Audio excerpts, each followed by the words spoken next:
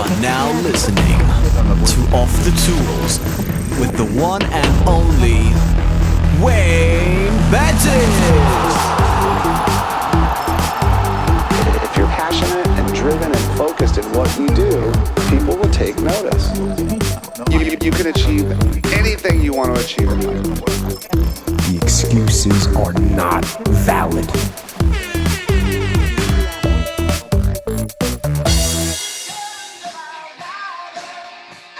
Are we ready to roll? Yeah. Okay, I thought we were waiting. We're rolling. I thought Sorry, we it was were taking me back. ages. It wasn't letting me share. Of the Tiger.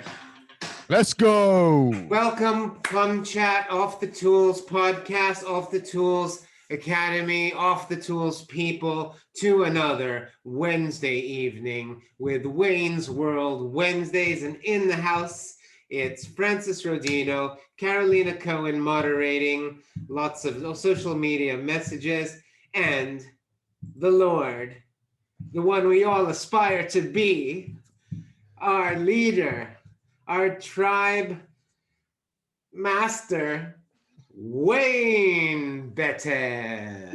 Hello. How are we all doing? We're good. I'm good. How are you doing today? Tired. Not gonna lie, I am shattered.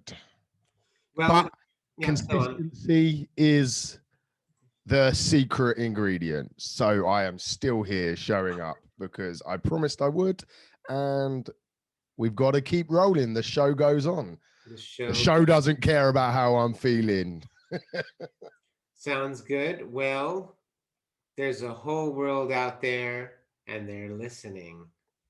All of those tens of people. And the millions that are missing out. We were listening back to the to the video, I think it was last week, and listening back to you say that we were absolutely I planned it. I wanted to get that line across. I wanted to be like, do you know, who is it? That Michael Buffer, isn't it? It's to the thousands in attendance and the millions watching around the world. But I wanted to do the opposite. And the millions not watching around the world. It's great. It's great. Well, if they're, the smaller and more intimate, hey, we can go deep on some chit chat. Yeah. As Well, well. there's not many on the Zoom at the minute, but we've got 20 odd people watching around the country. So, do you know? As usual, send us your questions in the chat. Carolina's going to be summarizing, and welcome Nathan. Nathan in the house. Okay, we got a couple more people joining in. Thomas and Etan. I think Etan said he wasn't coming. Has he changed his mind? Etan. He's changed his mind. He's turned up. What's happened? Right. Okay, we're in a small Managed to group, get so that's wonderful. Nice to see you. So we are the hardcore. We are the hardcore, and we'll be rewarded in the next life. All right, so let's get started. We don't have any questions at the moment. So we thought we were chatting amongst ourselves, and we would think, hey, we are approaching 2021. And what a hell of a great year it's been, hasn't it? Yeah. I think we agree to disagree. It's been awesome, right? It's one that we're never going to forget. So from that aspect, awesome. It's been one that hopefully is going to teach us a lot of lessons. So awesome again, I suppose. Obviously, there's been some bad stuff, but that's life, do you know? And it's about how you bounce back. Reference the boxing. It's not how hard you get punched. It's how I've royally messed that up. And I, Francis. Nobody noticed. My brain is like hurting. I'm really sorry, guys. I will slow down and I'll try and think a little bit before I speak tonight. Okay, let's go around the room if we could and say sort of succinctly, what is one big learning that the pandemic or 2020 has taught you that perhaps is just you've grown you've grown from this arguably shitty year? Wayne? Um, the what might seem impossible is possible. So in a good way and a bad way. So always push the boundaries because you just never know. Do you know, if we were sat here February this year and said what was going to happen this year, you'd have all laughed at me and thought I'd gone crazy.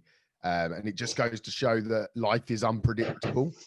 Business is unpredictable, and you've got to have a very adaptable mind to react, and that's the key, is to be able to react fast and adjust, iterate what you're doing to try and maximize the anything that is happening around you, because you can't control everything, but you can control your reaction to everything. Does that make sense? Makes sense. Yeah. Anyone like to share what they've learned this year? Nathan? Oh wait, let me. Yeah. Sorry. Yeah. It's never too late to learn. Things were maybe going on from what Wayne said there, but things come at us so fast sometimes, and it's that adaptation and also that learning, and holding his hands up sometimes when we've got it wrong, and learning from that, and then but being able to move on, learning the mistake, not necessarily regretting it, but learning what you've done wrong and being able to improve. Nice one, Nathan. Thank you for sharing. How about you, Etan?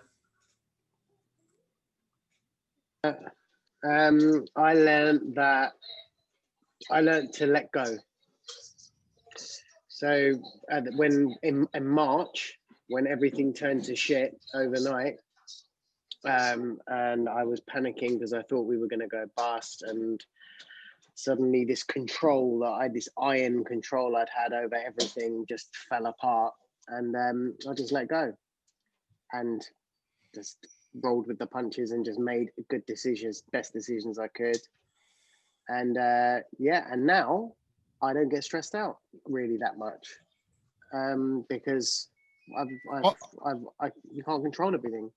I'd echo that. That has been one thing that I've sort of noticed from us spending more time together, like obviously over this whole period, is that you're genuinely just obviously I didn't really know you before the pandemic, but from what I know, you're just always very calm. Do you know, you I wasn't before. Was you not? No, but that's definitely something that I've noticed. You have a lot of plates spinning, but you sort of like it's just you just start chilled and just work through it, which is great. But before the pandemic, I was micromanaging everything and panicking. I was looking at the bank 50 times a day, and it didn't matter how controlled things were. But then when you're hit with like a global pandemic that threatens to kill everyone, and you're pretty sure your business is going to go down the toilet, and you think about it, you think, well, realistically, what is the worst thing that can physically happen to me, my wife, and my kids from this? Realistically, you can still go out and fix boilers, do it for cash if you need to, and that kind of just changed everything. And from not caring so much, kind of or letting go a bit, kind of opened all these other doors because your eyes are open. So yeah, that's what I learned anyway. That was nice the main one. thing. Cool. Thank you for sharing. Thanks, man. Thomas, how about you, mate? What have you learned this year from all of the challenges that it may have brought? Very similar to what Etan said. It does come down to the point of you just go, what's the worst that could happen? In the whole scheme of things, even now, if things are getting a bit much, then just attend to the most important things. I think that's really important, focusing on what is most important, because that is the thing that's going to upset you most. Get rid of the first thing and deal with things one at a time. Delegate when you can. But I think the one thing I really noticed though was that when we had lockdown, the amount that you could achieve with time. We could throw all the money in the world at many things, but it's the time you really need to manage. I've seen that a lot of the guys talking on the groups are really busy and doing 14-hour days, 16-hour days, and I don't think they've priced their jobs right, possibly, but now they're all struggling and they've got no time. So I think you need to learn to manage your time, and if that comes through whatever byproduct of business, whether it's systems or staff, I've learned that, you know, make sure that that's all managed right, and you're honest with the builders and the customers. I'll get there this date, but you've allowed yourself enough time, and that's the most important thing. Looking after your time, the money will come eventually. Time management is such a huge topic. You know, if you look at all the questions that I see, all the people I speak to, fundamentally the initial problem is a lot of the time is time management. And the best thing I ever sort of grasped was that time is limited, right? But we treat it as if it's infinite, as if it's just as if there's just loads of time. If you treated time the same way you treat your money, unless you're a gambler and like piss it up the wall, but you know, in general, you would be a lot stricter on what you allow your time to be spent on. And over the years, like, I'm not perfect. There's times where I go balls deep and I'm like, I'm having to grind out what I need to get done. But I fall back to the training that I've had about keeping, so whatever time I want to commit to whatever it might be, that's what I have. So I allocate that time. And you've probably all seen that video of where you have a jar, and you have the pebbles, the sand. If you haven't seen it, I'll have to find the link to the YouTube. But in essence, it's like you have to put the most important things in first. So with whatever time you've got available, so if you've got 40 hours that you want to commit to work, then you have to be strict with that time as if it was money. So if you only had £1,000 to spend, you can only spend £1,000. Otherwise, you're going to get yourself in debt. And the same works with time. If you give too much time, you're gonna have a debt in some other parts of your life. And that principle, to be honest, I haven't given it the best justice there, and I'll probably go deeper on this on another day when I'm feeling a little bit fresher. But in essence, you've got to respect that time. And one of the biggest things for me is about leveraging that time. So a good analogy, a good example would be, if you're a service engineer, you get 8 hours, right? So you can do 8 hours of time jobs in that day if everything goes smoothly. And you earn your money, but you're only going to earn that money that one time on that time that you've committed to. Whereas the way I look at things, it's not always possible. I always look for the leverage point on it. So can I put 3 or 4 hours into something, whether it be building out an email campaign, whether it be recording a video that I can then share multiple times, and basically leverage that initial pot of time on multiple occasions. I've got automations running in ServiceMate that I probably spent an hour back in 2018 building, and it's still doing a job for me today. Do you know, that's leveraging.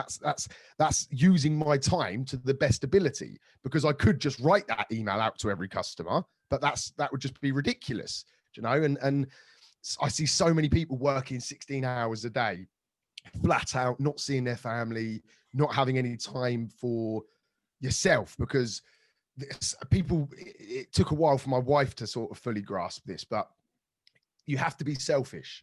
Okay. And this is a generalization, but most women, you know, put their children first and stuff like that. And they don't put themselves first. But I can't, you know, obviously I try to encourage my wife to make sure that she's looking after herself as well. But from my perspective, I'm going to come back to my perspective, is I can't be the dad I want to be, or the husband I want to be, or the friend I want to be, or the business coach I want to be, or the business owner that I want to be, if I'm not looking after myself. It's like if you're on an aeroplane, you put your own oxygen mask on first, because you can't help anyone else from dying if you freaking can't breathe yourself. And it is a selfish mentality, but if you use that selfishness in a positive way and actually start to look after yourself, and then as a consequence you leverage that looking after yourself to show up for those that need it, whether it be your employees, whether it be your partners, wives, husbands, whatever, kids, whatever it might be, you have to be at the best you can be before you can even show up for anybody. Went off on a little tangent there, but I hope that made some sense. You're right as well. And what you say about when you sort of loosely touched down on being like a maintenance engineer or someone, if you booked in 8 hours of work and you could have 3, sometimes 5 jobs within that, and it could be, you know, changing the expansion vessel, something quite straightforward and quick, and you might have a 3-hour job which involves a bit of testing and, you know, the job in the middle, if the customer doesn't leave the key or something silly like that and you can't get in, you've wasted an hour on them. But then you bill them and then they kick off and you're like, well, no, it's my time. And they feel that we are, you know, no one's going to respect your time. Only you are, you know, everyone's priority, everyone's emergency is the most important thing in their world, right? Exactly. And if you let that become your priority, then it's a downward spiral. You know, you have to be very, very strict on what you allow to suck the time that you have away from you, because as we all know, it doesn't come back. You can't go back to last week and not do all them hours. You know, all you can do is change what goes forward. And that's fundamentally the most important thing. You see so many people. Again, it's another concept that I learned recently, and it's about being in motion, which is what most of I think we spoke about this earlier, Nathan, didn't we, on our chat? So in motion is like doing stuff, just maybe planning to a degree, ideas, you know, and things. And that's all well and good. You need a little bit of in motion, but fundamentally, if you want anything to happen, you have to take action. You have to be in action to actually move things forward. And you see so many people that are just in motion and they're just sort of looking, yeah, things are going well. But if you go back to them a year later, then nothing's really changed. It's the same everything's sort of the same. It's because they've spent the year in motion, sort of looking busy. They might be busy physically, but they're not actually progressing. They're not in action. And action is actually getting out and doing something, whatever it might be. It's actually changing the situation. And that's what I call the roundabout. I love that.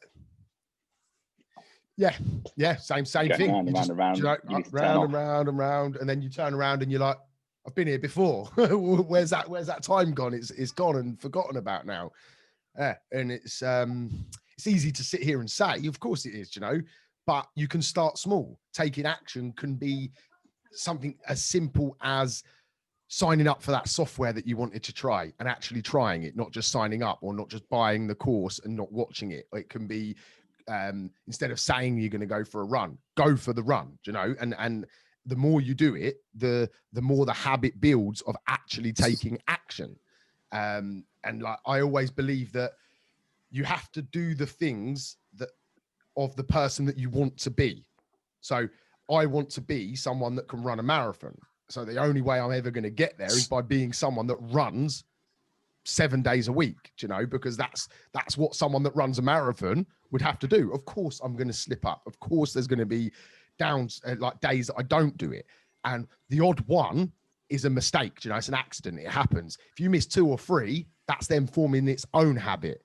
So, you know, you've got to let yourself have that 1 or 2 little slips, but you've got to get back on and move things forward. Always. If you're not moving forward, you're actually going backwards because everything else is moving along. So nice one. Would anyone else like to share? You know, the subject was, what is one massive takeaway or learning that you can share with us about this pandemic year? Anyone would like to raise your hand? No.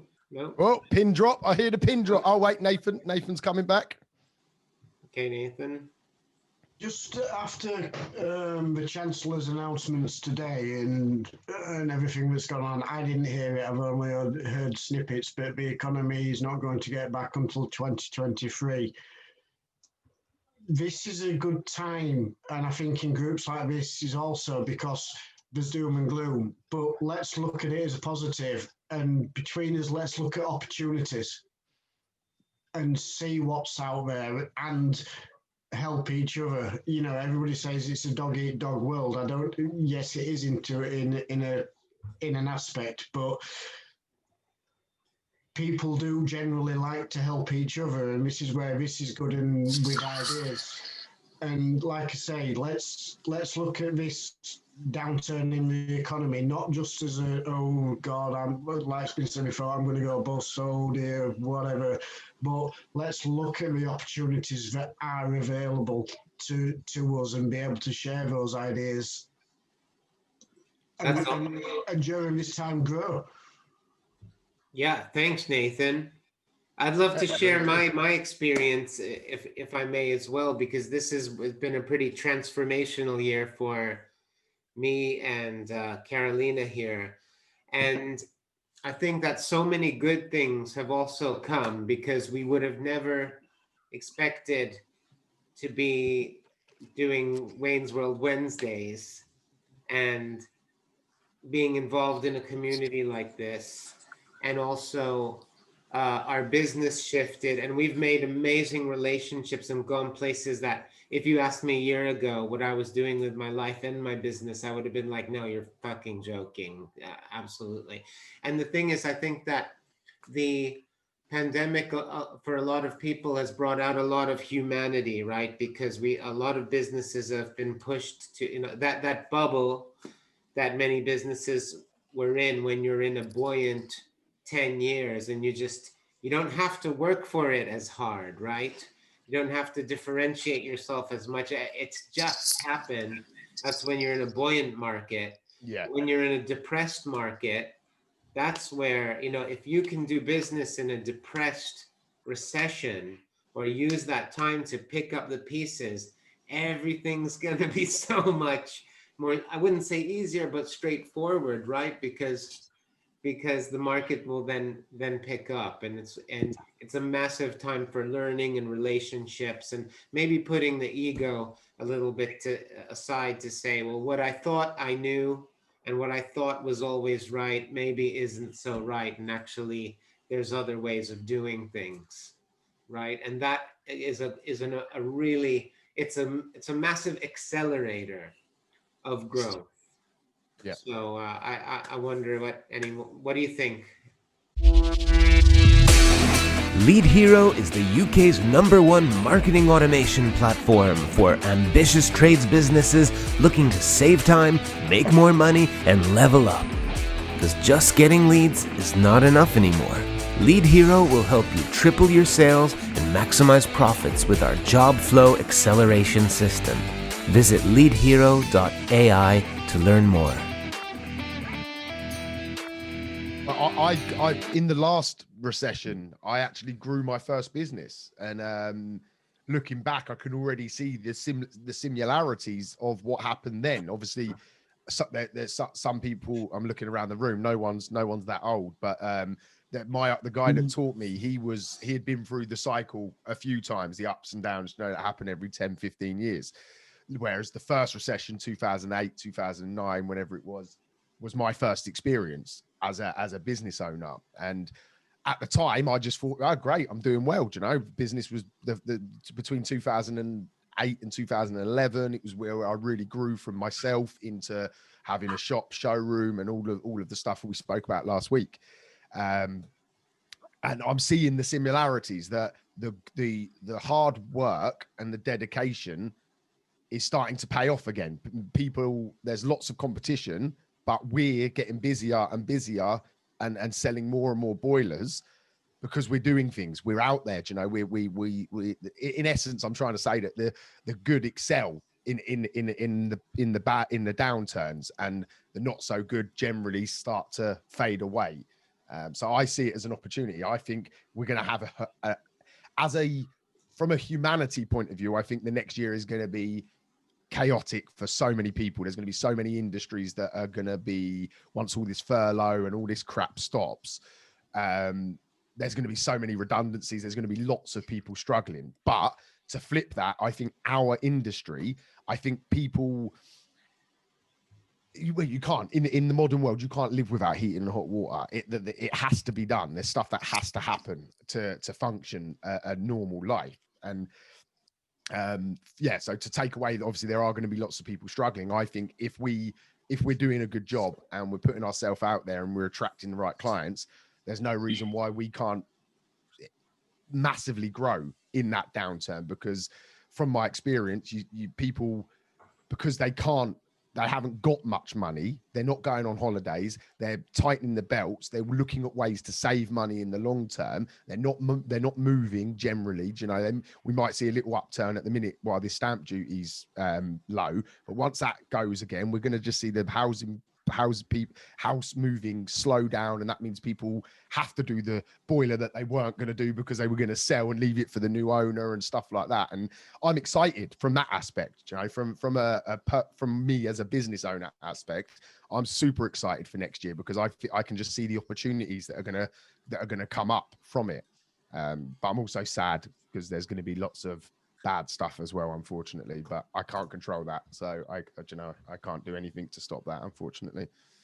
Right. Okay. So, I'm sorry. Was that Phil? Yeah, it is. Phil. Yeah, I was just gonna say, well, Wayne, whenever we do go into a recession, whenever any country goes into a recession, the businesses that up their marketing during the recession booms so much after it. And you know, when you look at the first thing for businesses to make cuts is marketing. Yeah, when we go into recession, the first thing they do is go, right, stop the marketing, stop advertising, and we all need to look at it, a spin on a different way, and say, no, up the marketing. Whatever you're spending on marketing during a recession, if you can afford to, double it, because coming out the back of it, you will just absolutely fly. I'd echo that. Yeah, definitely. As long as it don't like put you under undue risk, of course. But I totally get the sentiment. And I also think it shows like, what's the word? Do you know, if you're out there when everyone else isn't, it's showing that you're I can't think of the word, like strong enough. Do you know, you're resilient. Resilience, the word. The business that you've got is resilient enough to go out and get at it. And I'd definitely echo what Phil said there. Definitely. So it's gonna. Yeah, let me facilitate a little bit and move us forward. Because I know that Wayne wanted to chat a little bit about the future. So we're talking about the past last year, and let's talk a little bit about the future. We're coming up to December really, really fast. And so this is also an opportunity to go, okay, how are we going to absolutely crush it in 2021? So Wayne wanted to say a few things. I have a little planner I'd love to share, exercise that you guys might enjoy as well. So Wayne, take it away. So first of all, we haven't planned this, so what Francis has to say after might be a very carbon copy of what I'm going to say. I don't know, because I don't know what his methods are. But for me, it comes down to so New Year for everyone, you know, is like a fresh start. Stupidly, I don't understand it myself, because I have a fresh start every 90 days. I run everything in quarters, and every quarter I reevaluate. But as a whole and as a society, New Year is like a nice clean slate. It's like a line in the sand to start again. And it basically comes down to planning what you actually want to achieve. So I start off with, and Nathan, we're working together on this week. And I start off always looking at a 3 to 5 year picture of where I want to be. I'm going to just share you something. So this one needs updating, actually, which I'm going to get done soon. This is just a card from Moonpig, right, that I sent to myself. Okay, it's Wayne Bettis, my vision. And then inside it, you've got my long-term vision and my 3-year vision there, right? Where I set out. So I've got my long-term vision of where I want to be. Yeah. So it's a bit of a push, you know, it's going to be a challenge to get to these points that I want to get to. Then I try to, like, the process is you need to start off with the end of where you want to get to, and then you've got to break it down. So the first step is to this 3 year. 3 years isn't too far away, you know, so you lose too much motivation, but it's far enough away to really stretch what you're trying to achieve. then I break it down even more. So then from that, I identify key checkpoints that are going to help show me that I'm heading towards that target. So the next step from the 3 year is to make the 1 year. So if I hit that 1 year target, that's going to be steering me towards my 3 year target, which is then steering me to my long-term vision of what my life, my business, and everything is that I want to create. And then a year target starts to see it. You start to think, okay, well, that's quite achievable. You know, it's fairly close. And I even go one step further. I literally chunk it down to the point where it's a 30-day target. So I know that each 30 days, and I reassess every 90 days to make sure that I'm on track. Each 30 days, it could be, for example, the number of boilers. If you wanted to sell 120 boilers next year, that means you've got to sell 10 a month, right? Which is, oh God, my maths is gone, 2.5 a week. And the smaller you make it, the more achievable you believe it becomes. Because to sell 2 boilers a week, you only actually really need five opportunities. Do you know, if you're selling at sort of like 40-50% conversion rate, somewhere around that.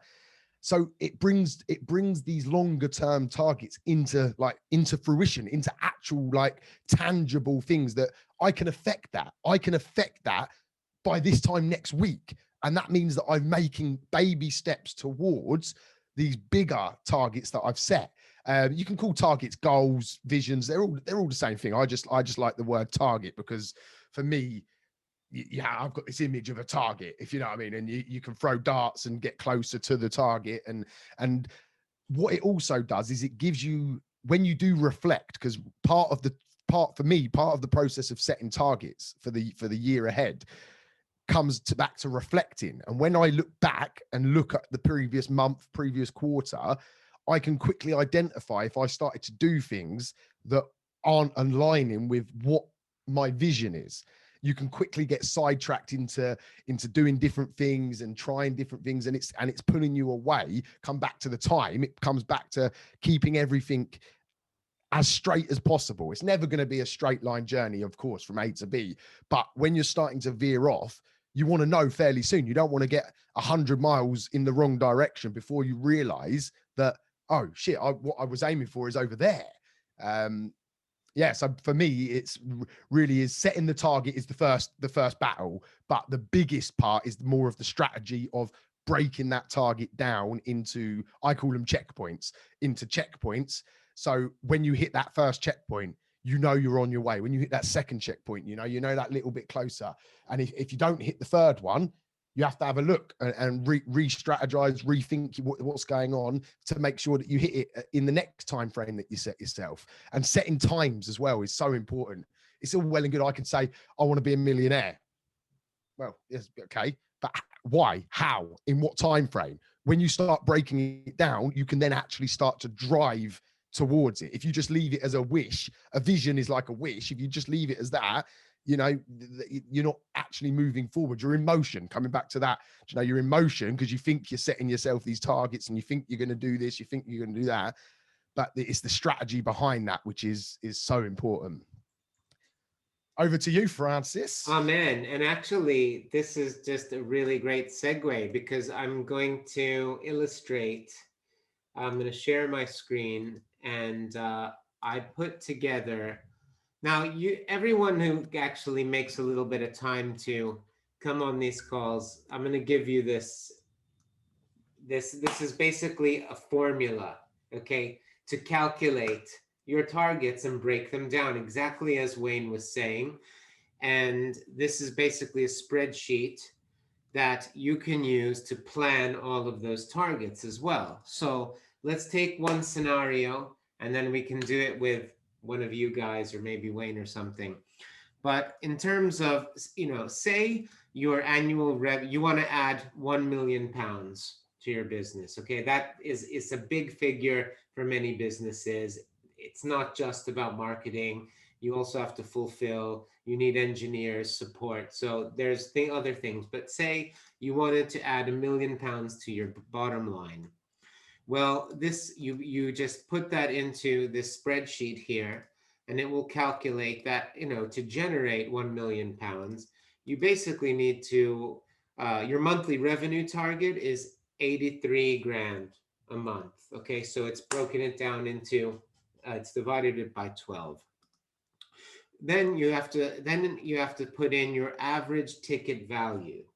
Okay, so depending, what's your, you can either put the profit in there. Say you're doing boilers. I don't know what, I've heard profits between 600 pounds to 1,500 pounds, depending. I've put in 750 here as well.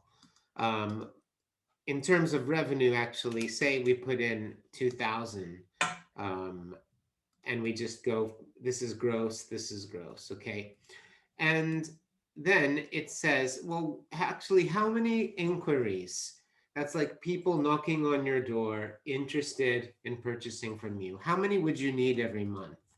Well, that's 42, okay? And to hit, you'd have to basically sell 42 of these.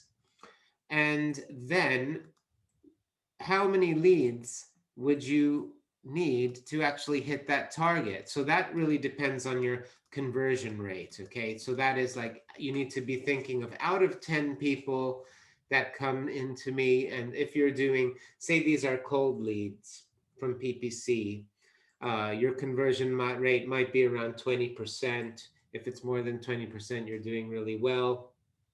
But out of every 10, you close 2 jobs, okay? And then that tells you that you will actually need to generate 208 leads a month to generate those type of sales. Now, if you're paying, these are just plugged in numbers, by the way.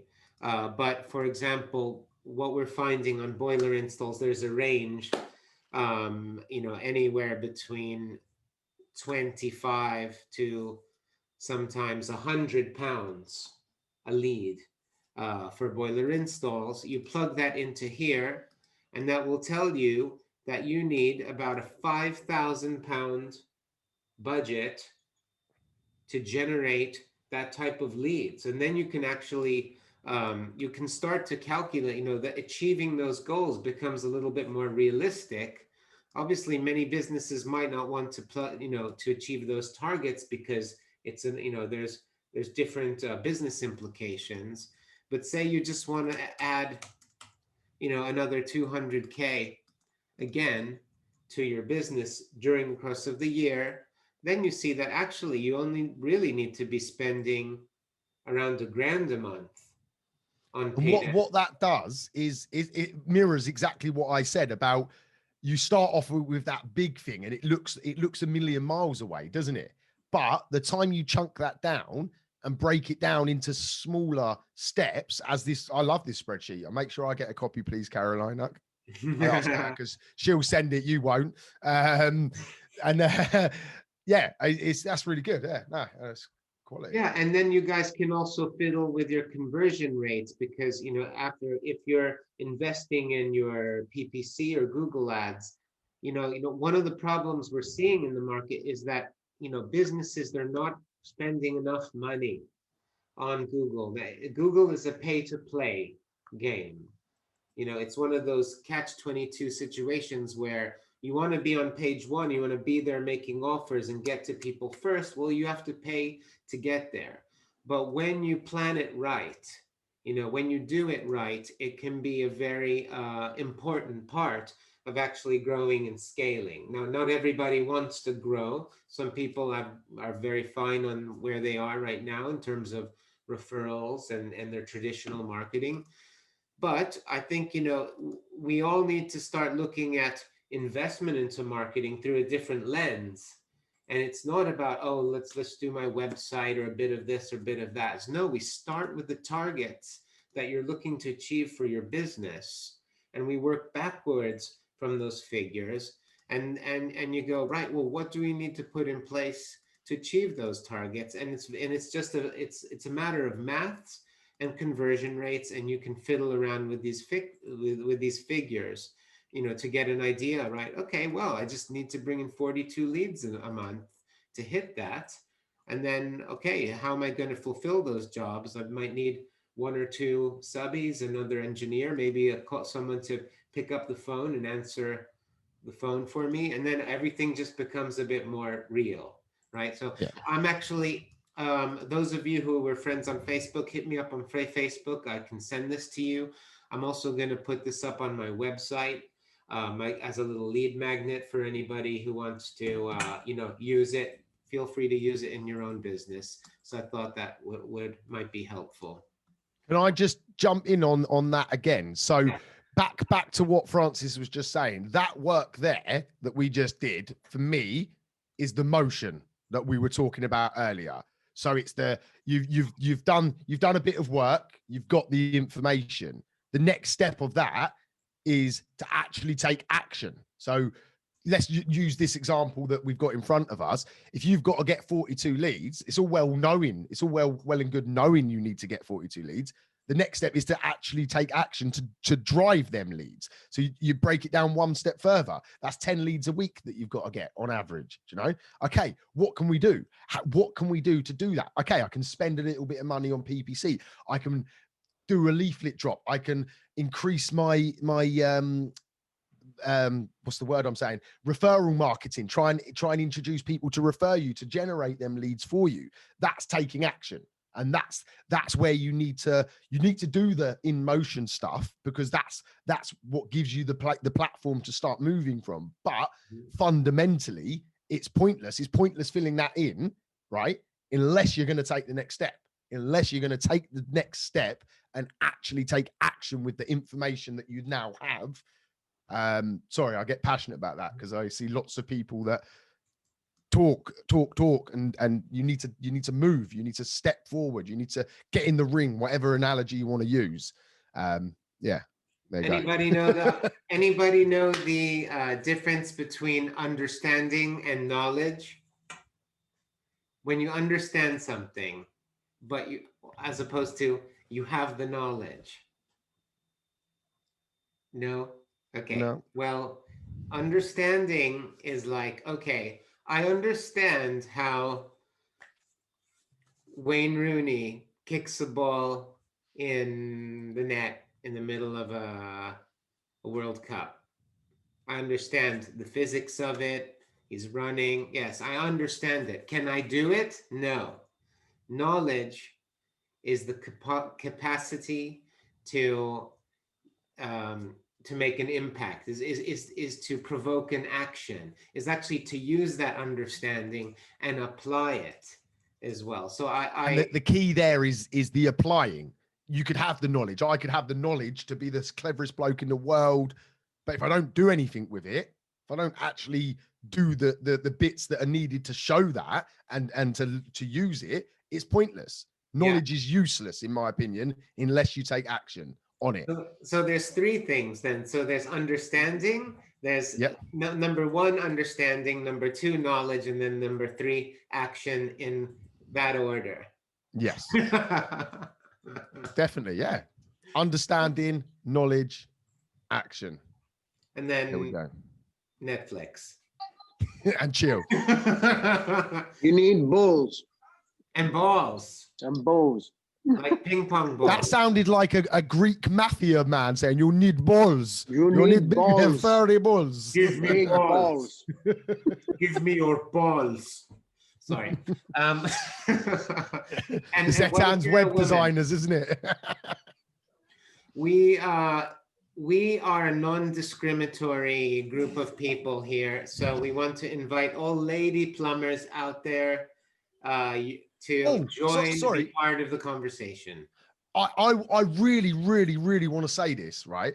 That there are so many out there that I didn't know that were out there, and I have to take my fair of that responsibility. I used to joke around in the groups and, say sort of what people class as banter and stuff. And then, excuse me, one of the ladies said to me, "You do know that your daughter will be this lady one day?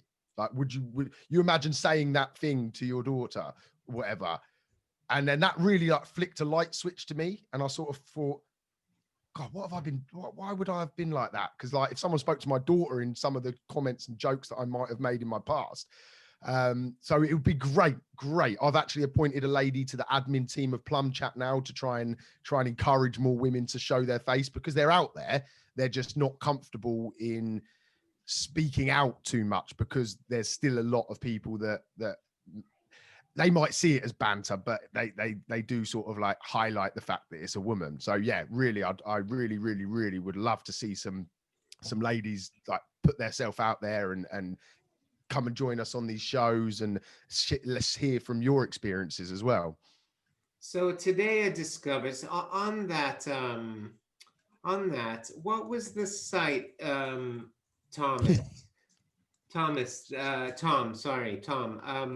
that Stopcocks. Stopcocks. I think it was Ethan actually shared it on the group. Okay. Speaking of, I've actually got Hattie, who's I think she's a CBE or MBE winner, not winner, like awarded. Yeah. She's going to be coming on my podcast show soon. We've been liaising for a while and just haven't nailed it down. That's awesome. Yeah. She should know we're doing a Uber shout out of her proposition right now. But I think it's great. I really like it. I really like the proposition. I think this is just, she's got a lot of guts to just niche down and stand for something. And, there's definitely a market out there, and why not? I would love her to come and join us on a Wayne's World Wednesday and just chat about, just through her. I'm getting the exclusive on the main podcast, Mr. Francis. Okay. All right, I'm getting the exclusive, and then she might come on the Wayne's World show. All right. I can't believe they've been going since 1990 though, and you've never even heard of them until yesterday. Oh, see, I've known they have made some waves around, because like I say, she's been awarded the MBE. So she is quite high profile in the industry. I'm surprised you didn't know about it. Man, I do live in an island. It's like But what I love the branding. I think it's fantastic. I think it's so tongue in cheek, like pushes the boundaries to the meaning, and I loved it. I thought hats off to her, definitely, and all the other ladies. It looks really professional, and definitely 100%. And it's like you said before, we do make jokes in the group, and about everything really, and a lot of it's just because it's just the way people have been for years. But a lot of the time it's just tongue in cheek kind of crap. But it's the reason why everyone can't contribute on every forefront, whether it's plumbing or whatever. It's a touchy subject, because there is a fine line between having some fun and jokes and stuff, but there is a line, and it sometimes gets a little bit murky. And we're certainly on Plum Chat, which is the big group that I've got, which has got like 24,000 people in. We sort of want to sort of start acting like, because we do have a responsibility. It's a group that I created. I wouldn't allow it if it was talking about someone's color of their skin or their sexuality or something. So why have I allowed it just because one person's a lady and one person's a man? So yeah, it is an area that we're really trying. I'm going to try and play my part in helping, definitely. I'll tell you what as well though, it would be not to put too much of a business twist on it, it would make a lot of people more comfortable. I feel I've got customers, elderly customers, if they knew there's a lady coming around rather than a hairy ass bloke, they'd probably feel much more at ease. It's you've got to diversify in that respect, I think. And there's a lot of people that probably won't call tradesmen for that very reason, because they don't trust them. And the more they feel more comfortable with a woman, so it's not a bad idea. And there's probably plenty that want to do it. They're just waiting for someone to ask them to do it. Yeah, definitely.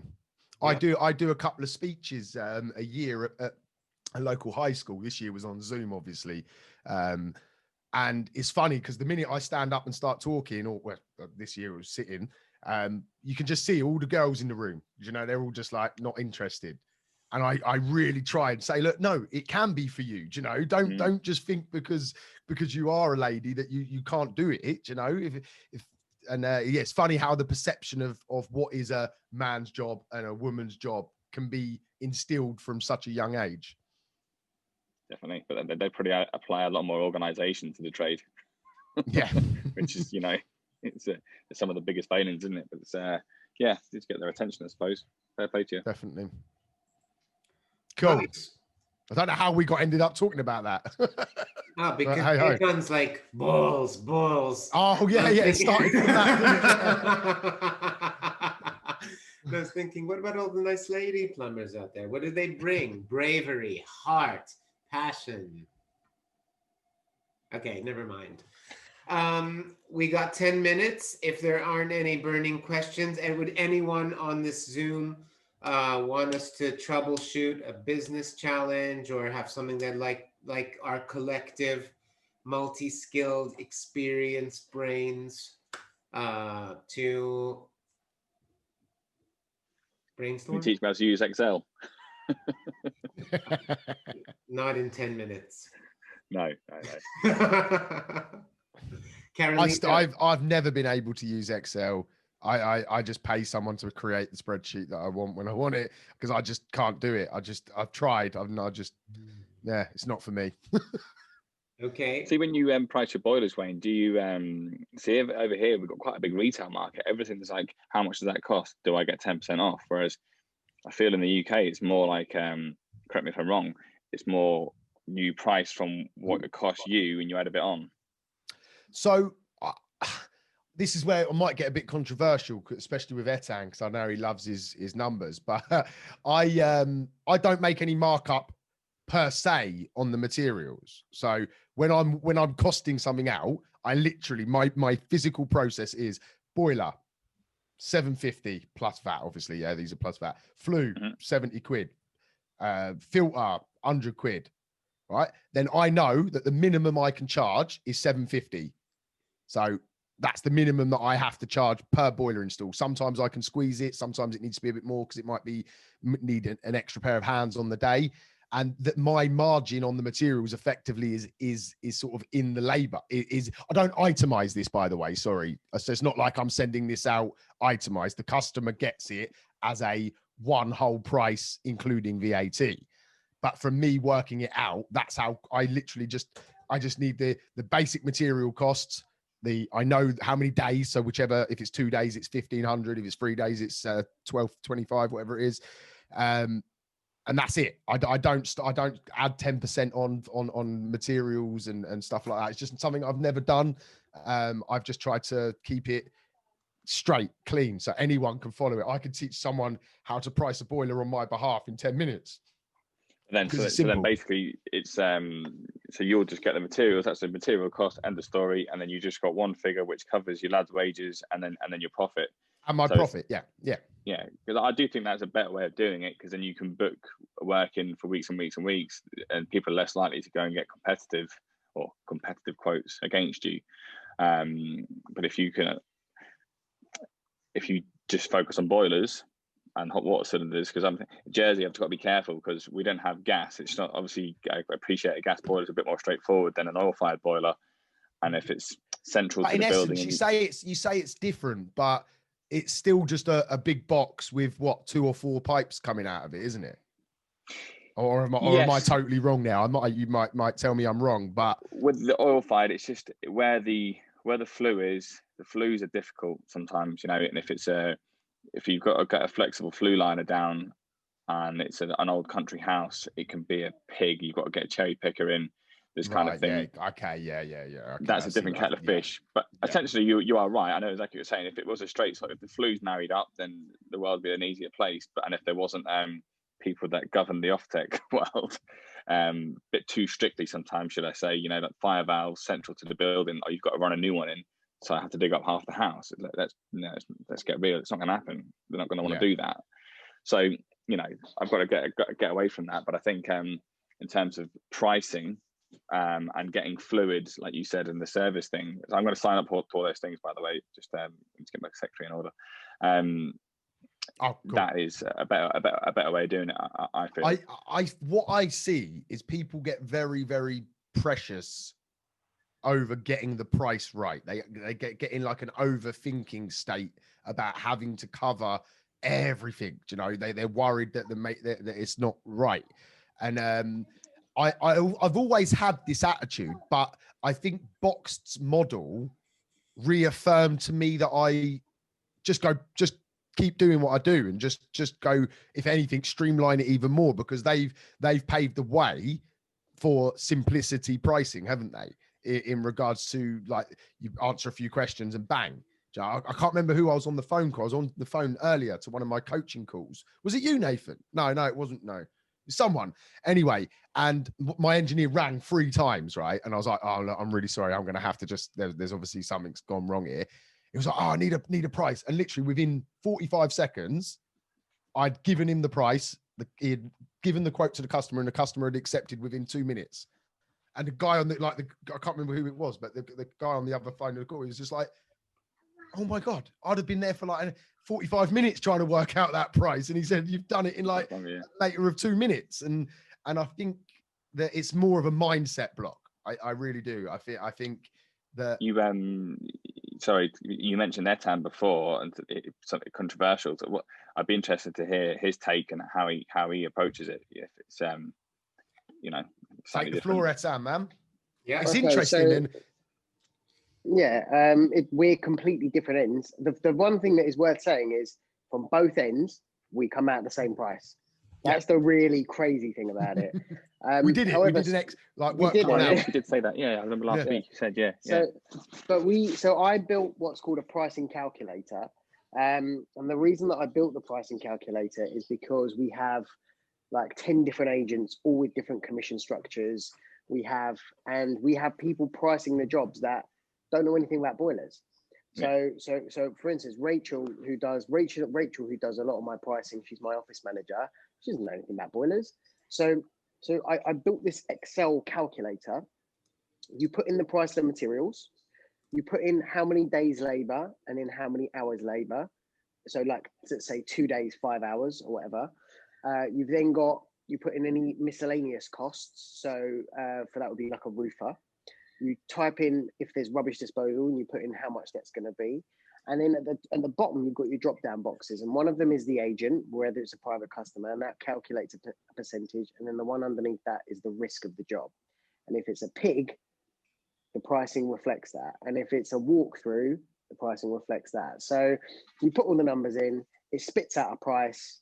And it's been that way. I built it in February, and I price every single job that goes through the company through this calculator. And I swear I've seen the difference, because there's no emotion in it.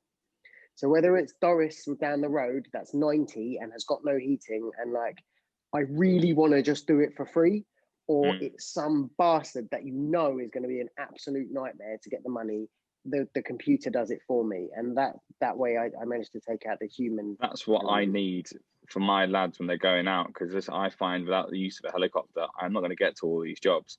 But I've got 1 or 2 that I can trust, and exactly that. I can just say to them, right, go out, you know the score, you know what's necessary. We need a condenser, 5-valve, a flue, magnetic filter, etc. Doesn't need a cleanse. And then they can just go tick, tick, tick, tick, tick. And then, like you said, the risk factor, is it central to the building, or is it a straight swap straight out the wall? So how did you do it? And when can I have it? So Wayne has something that I passed over. We built a special form for the lads. So there's 2 things that we've done. We built a special quoting form, and it asked them, it's a ServiceMate form. Do you use ServiceMate? Yeah, so we started with that last week. So again, need to get a bit more familiar with that, but yeah. So they fill out, so it says to them, what are the dimensions of the current boiler? What's the current configuration? And then they do the walk, and they press the buttons and they check the boxes, and then it spits out a form that goes to the office. They can see all the materials, they can see what they need, and then they do the price calculator, and I don't really have to be involved. But Hazel, I've been saying, is building something even more special, which is going to be literally they walk around the site and they say, it needs a 30 kilowatt boiler, it needs a power flush, it needs this, it needs TRVs, and it spits out the quote while they're there on the fancy paper, the whole bit. And she'll obviously be selling that on to anyone, I guess. She's doing it like a reseller thing. So that's something to look out for as well. But the important thing is both methods work perfectly well. It's just that I'm anal and Wayne is not. And that sums it up. And everyone is different. And that's the lesson there, is that there's different ways to skin a cat. Yeah, it doesn't mean my way's right. It doesn't mean Etan's way's right. For me, right, I'm probably classed as a lazy person, so I want the path of least restriction to get me to the end result. I'm not willing to put the work in, obviously, but You like it's a water, then? generalization. Pardon? So you're like water. You take the easiest route. Yeah. I follow the easiest route where I can, obviously within reason, and that's why what suits me. For me to sit there and fill out a form just to give me a price, it would drive me mad. I haven't got the patience. So maybe lazy was the wrong word. Maybe it was no patience. But yeah, both like we say, we did a test and it was so funny, wasn't it? When we sat there, we both looked up at each other and was like, how has that happened? We've literally come out within pennies of each other. So really it's about finding what's best for you, what you're comfortable with. And it just shows that there are lots of different ways to get to the end result. I know. Happy days, lads. Happy days. Really good. Really good. Thanks very much. Excellent. Okay, everybody, it's 9 o'clock on the hour. I think it's time to wrap up until another thrilling Wayne's World Wednesdays. Come on, what theme tune have we got? Come on, what we got to end the show with? Please be good. Please. I've only prepared the intro. I don't do the intro. But wow. Okay, you just put a pin in my balloon then. I can think about it for next week. Sorry. Are you being serious? Okay, let me find something real quick. Okay. Must do better, Francis. Must do better, mate. He's got to, yeah. And we've got to leave this show pumped up, even though it's 9 o'clock. Maybe we should do one in the morning so we can take that on to the next day. But come on, Francis. The pressure's on. Well, if you start with your ending words, I will put some music on. Last week I pointed at the camera. And I liked that. I felt very powerful.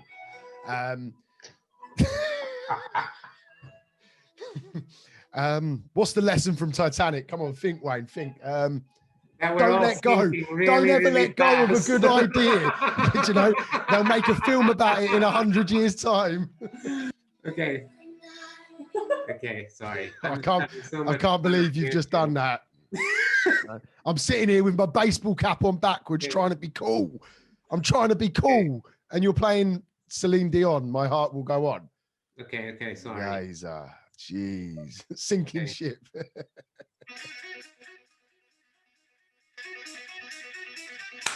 This is a great way to end. Go, Wayne.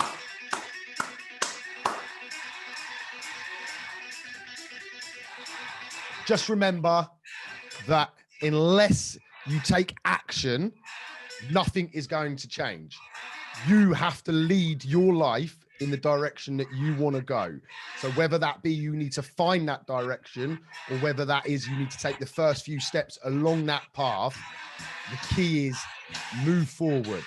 Take them steps and fight the obstacles that might show up along the way. Have a good day. Nice one.